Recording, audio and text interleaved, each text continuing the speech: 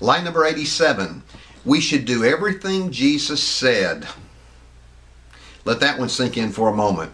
We should do everything Jesus said. There's a new movement of those who call themselves red letter Christians. And they say, I'm living by the red letters in the Bible, in the New Testament. The things that, the Bibles that have the words of Jesus in red. I'm doing what Jesus said. Well, the truth is, we need to consider how to rightly divide the word. Jesus Christ said a lot of things at times when he was not speaking to you. Now, I'm not minimizing the words of Jesus. The words of Jesus are very important. In fact, his words are so important that we need to properly understand them. And we do that by examining to whom he was speaking, when he was speaking, and what he was saying. Remember that Jesus ministered under the old covenant, and so he said a lot of things to those folks that once he had died on the cross and had been raised from the dead, those things became obsolete in terms of your life. Now, if you bristle at this, or if you find yourself saying, wait a minute, and now he's gone too far, he's saying we don't have to do everything Jesus said, I ask you the question, do you really believe you should do everything Jesus said? Do you?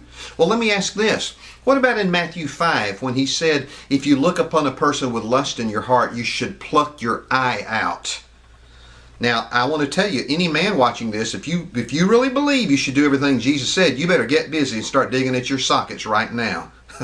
What about when he said, if you're tempted to steal, chop your hand off? What about when he told the rich young ruler, go sell everything that you have and give it to the poor?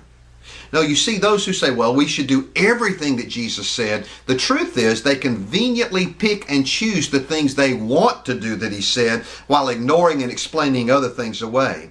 How about where Jesus, after he washed his disciples' feet, he said, as I've done this to you, so you should do this to each other. Have you washed other Christians' feet? I'm just making the point that if we're going to stand doggedly and determinedly on a certain point like this, then let's practice it. Let's be consistent about it. No, the point is, it is a lie that we should do everything Jesus said. What we should do is understand what Jesus said and what it meant and when it was said, and take his words seriously enough to rightly divide the word of truth and to apply his words in the way that they were intended to be applied.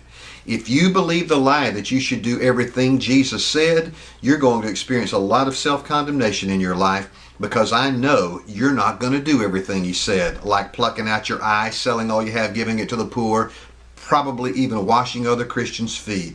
So let's rightly divide the word and take the words of Jesus seriously enough that we examine them in light of the new covenant. Because when we do that, we will discover truth that will set us free in our own grace walk.